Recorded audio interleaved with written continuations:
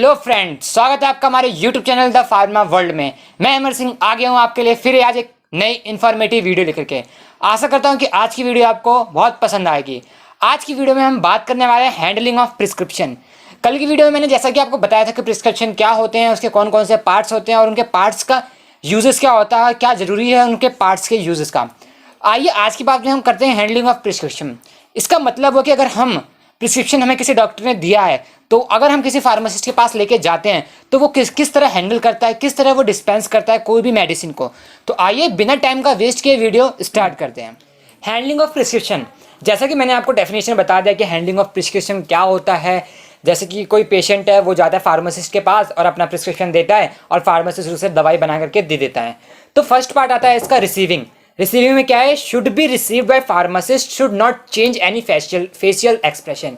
उसने लिया अपना प्रिस्क्रिप्शन, ठीक है, बिना किसी फेशियल एक्सप्रेशन को चेंज किए बिना वो उसको रिसीव कर लेता है। सेकंड पॉइंट आता है हमारा रीडिंग एंड चेकिंग।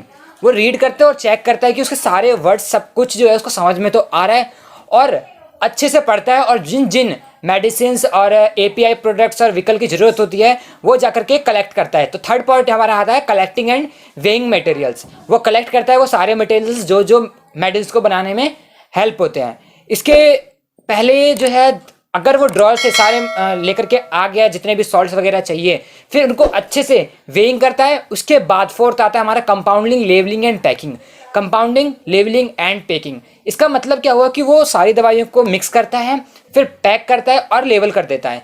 पैक करने के बाद वो लेवल करता है और उसी लेवल पर लिखा होता है कि दिन में कितने बार खाना है और कितने दिन का वो ड्रग्स है।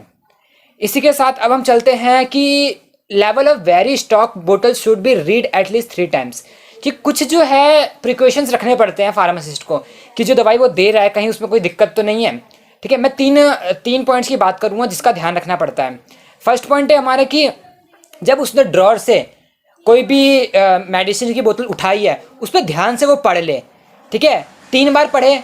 फर्स्ट टाइम कब, जब वो ड्रॉर से अपनी मेडिसिन निकाल रहा है, मेडिसिन की बोतल निकाल रहा है। सेकंड टाइम्स जब वेइंग कर रहा है, और थर्ड टाइम्स जब उसको पैक करके वापस रख रहा है। सेकंड पॉइंट आता है हमारा filled container should be stable according to medicament. जो कंटेनर में वो फिल्ड कर रहा है, जितने भी सॉल्ट व्हीकल्स, जितने भी गुड क्वांटिटी में होना चाहिए वो सब कुछ, मतलब बिना किसी क्वांटिटी के, ये नहीं कि 10 ग्राम अपनी मर्जी से जो भी ले लिया। वेइंग जो होगा ना वो उसका बिल्कुल ठीक होना चाहिए। अब इसी के साथ sources of error in prescription. कई सारे एरर्स आ जाते हैं प्रिस्क्रिप्शन में। मतलब फार्मासिस्ट भी एक इंसान है, उसके साथ भी कई गलतियां हो सकती है, तो सारी गलतियों को ध्यान रखता है और ये गलतियां उसके साथ हो सकती है। हम उसकी बात करेंगे कि कौन कौन सी एरर्स हो सकती है प्रिस्क्रिप्शन में। फर्स्ट आता है हमारा एब्रीवेशन। एब्रीवेशन मतलब जो नाम लिखा हुआ है उसको पढ़ने में क्या दिक्कत आ रही है। Pharmacist should not given the meaning, मतलब एक ही वर्ड के कई सारे मीनिंग हो सकता है और वो मीनिंग उसको समझ में ना आए, ऐसा भी हो सकता है। एग्जाम्पल के लिए हम बात करें कि उसने एक एक्रोमाइसिन दवाई लिखी है डॉक्टर ने। एक्रोमाइसिन में उसने एक्रो, बहुत बोलने में काफ़ी डिफिकल्ट वर्ड है ये एक्रो, तो इसको वो ढंग से ना पढ़ करके वो कुछ और पढ़ ले और वहाँ से एरर हो जाए। तो ये था हमारा एग्जाम्पल एब्रीवेशन, यानी कि बिल्कुल एब्रीवेशन हमें सही रखना चाहिए तो ही हम दवाई अच्छी निकाल पाएंगे। सेकंड आता है हमारा नेम ऑफ ड्रग। कई सारे ड्रग्स होते हैं जिनके सिमिलर नाम होते हैं देखने में, पढ़ने में। ठीक है, एग्जाम्पल क्या बोलूँ मैं, डिजिटॉक्सिन, डिजॉक्सिन, पैराडाइसोन, पैडिसोन, इंडॉक्सिन, इंसोसिन, डॉक्सीडॉन, डॉक्सीडैन, पैबलेट, रोबेलेट, सिनेसिस, क्रीनेसिस। तो ये जो मैंने मेडिसिन बताए इसमें कई सारे नाम जो है सिमिलर लग रहे थे। इसका मतलब उसे पढ़ने में भी दिक्कत हो सकता है। लाइक डॉक्टर ने लिखा है डिजॉक्सिन और उसने ले लिया डिटॉक्सिन, तो यार इसमें कई सारी गलतियां हो जाती है जिसकी वजह से पेशेंट बहुत परेशान हो जाता है। अब बात आती है सम नेम, मैंने नेम का बता दिया। थर्ड पॉइंट आता है हमारा स्ट्रेंथ ऑफ प्रिपरेशन, मतलब कितने स्ट्रेंथ का जो हम प्रिपेयर कर रहे हैं मेडिसिन वो कितने स्ट्रेंथ का होना चाहिए।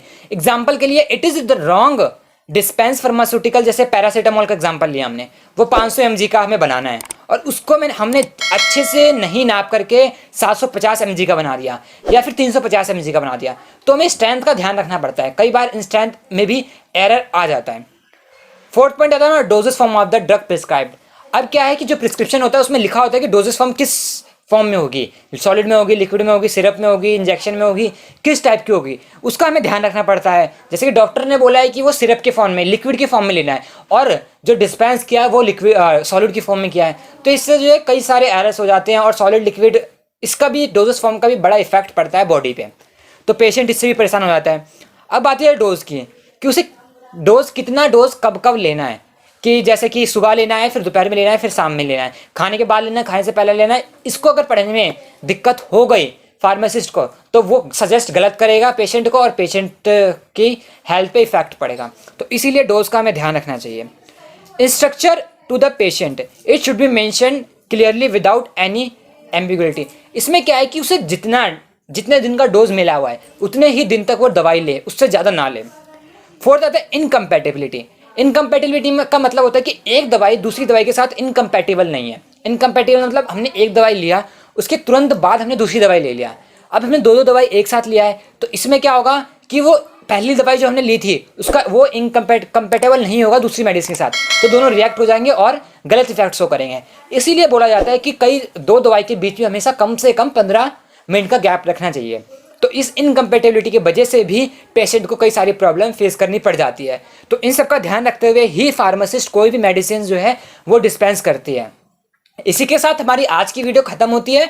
नेक्स्ट वीडियो में हम बात करेंगे पोसोलॉजी की। तो यार पोसोलॉजी काफ़ी इंटरेस्टिंग चैप्टर है और काफ़ी इंटरेस्टिंग टॉपिक है, और जो इस टॉपिक पर एक बार पढ़ लिया ना वो कभी इसको भूले का नाम नहीं लेगा। और बी फार्म फर्स्ट ईयर में मेरा भी यह सबसे फेवरेट टॉपिक हुआ करता था। तो इस टॉपिक को पढ़ने के लिए हमारा चैनल अभी सब्सक्राइब करें, और हमारी वीडियो अच्छी लगे तो लाइक कमेंट शेयर जरूर करें। इसी के साथ बाय बाय।